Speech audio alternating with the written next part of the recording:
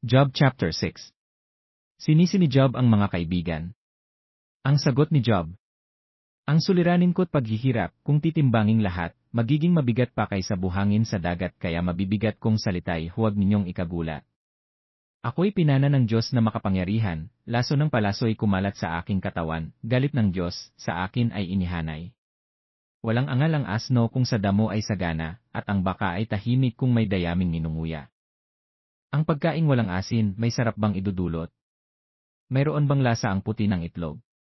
Sa lahat ng iyan ay nawala ang aking gana, sapagkat kung kainin ko man, pilit na ring isusuka.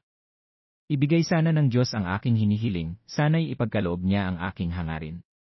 Higit ko pang nanaisin at aking ikagagalak ang buhay na taglay ko ay bigyan na niya ng wakas. 1-0 kapag nangyari ito, ako'y liligaya, sa gitna ng pagdurusa, lulundag sa saya. Alam kong banal ang Diyos, kaya di ko sinusuway, kanyang mga utos. Ang lakas ko ay ubos na, di na ako makatagal, kung wala rin lang pag-asa ay bakit pa mabubuhay. Ako na may hindi bato, at hindi tanso ang katawan ko. Ako'y wala ng lakas upang iligtas ang sarili ko, wala na akong matakbuhan upang hingan ng saklolo. Sa magulong kalagayan, kailangan ko'y kaibigan, tumalikod man ako o hindi sa Diyos na makapangyarihan. Ngunit kayong mga kaibigan ko'y di ko maaasahan, para kayong sapang natutuyo kapag walang ulan. Kung taglamig, ang ilog ay pawang yelo, pagsapit ng tag-araw, nawawalang lahat ito ang ilog ay natutuyo, walang laman kahit ano.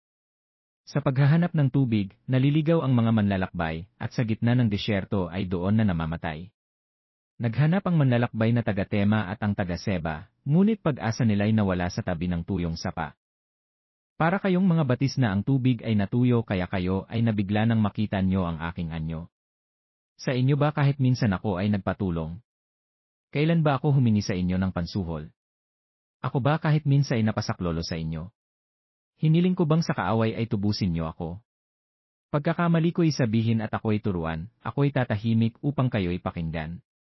Mga salitang tapat, kay gandang pakinggan, ngunit mga sinasabi nyo'y walang katuturan.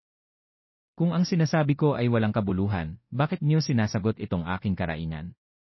Kahit sa mga ulila kayo'y magpupustahan, pati kaibigan niyo'y inyong pagsusugalan. Tignan niyo ako ng harapan, hindi ko kayo pagsisinungalingan, lumalabis na ang mali ninyong paratang, pigilan niyo na iyan pagkat ako'y nasa katuwiran.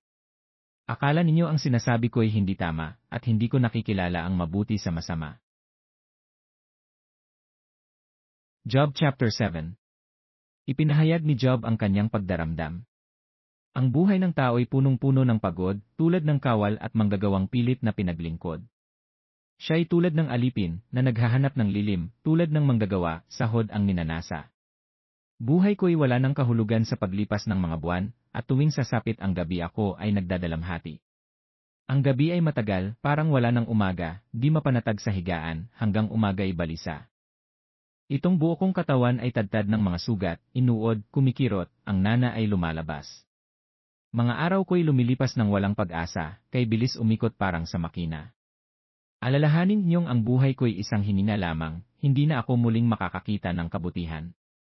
Kaunting panahon na lang at ako ay papanaw, di na niyo ako makikita, at di na matatagpuan. Tulad ng ulap na napapadpad at naglalaho, kapag namatay ang tao, di na siya makakabalik sa mundo. Hindi na siya makakauwi kailanman, mga kakilala niya, siya'y malilimutan. Kaya ako'y hindi mapipigil na magbuka nitong bibig, upang ibulalas ang pait sa loob ng aking dibdib.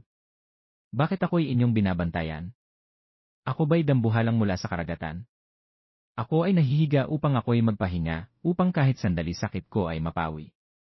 Ngunit maging sa pagtulog ako'y iyong tinatakot, masasamang panaginip, pangitain at mga bangungot.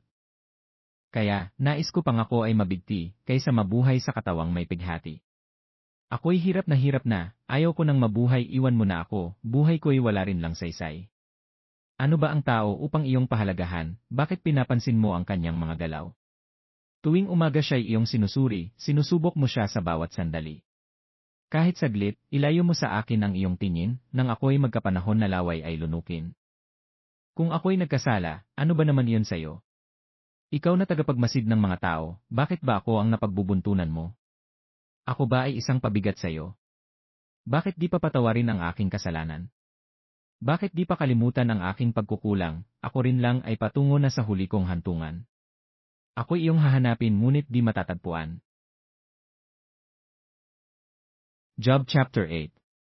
Makatarungan ang Diyos, ito naman ang sagot ni Bildad na Suhita, hanggang kailan ka magsasalita ng ganyan, mga salitang parang hangin at walang kabuluhan.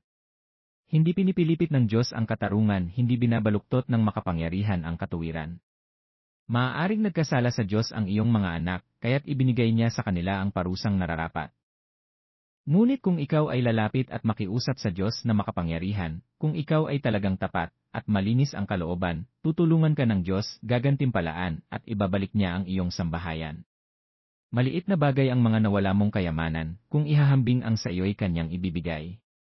Alamin mo ang mga nagdaang kasaysayan, itanong sa matatanda ang kaalamang natuklasan.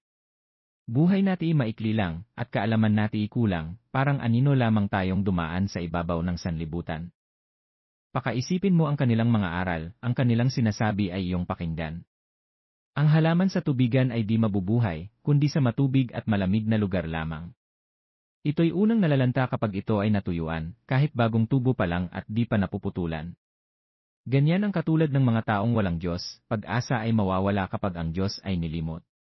Ang mga bagay na pinagkakatiwalaan nila ay kasing rupok lamang ng sapot ng gagamba.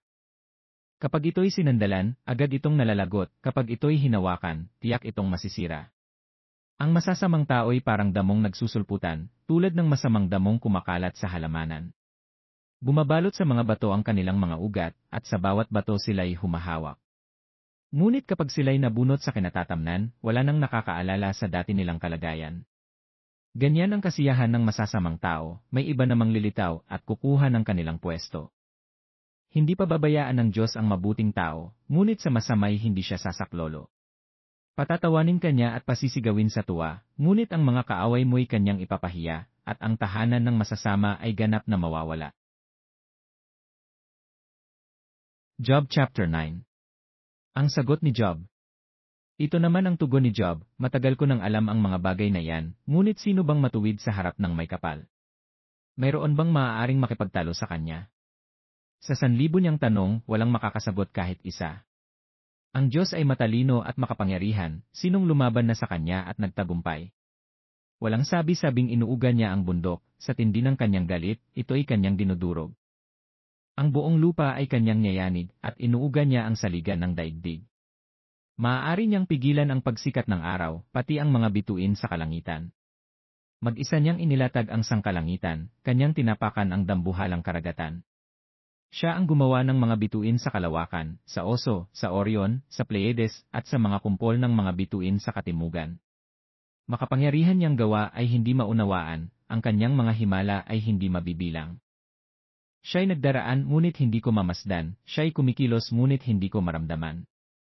Nakukuha niya ang anumang magustuhan, at sa kanya'y walang makakahadlang, walang makakapagtanong, bakit mo ginawa yan? Ang puot ng Diyos ay hindi maglulubag sa mga tumulong sa dambuhalang si Rahab. Paano ko masasagot ang tanong niya sa akin? Maghahanap pa ako ng mga salitang aking bibigkasin. Kahit ako'y walang sala, ang tangi kong magagawa sa harap ng Diyos na hukom ay magmakaawa.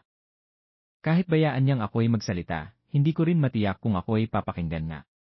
Malakas na bagyo at mga sugat ang sa aki ibinigay, kahit wala naman siyang sapat na dahilan.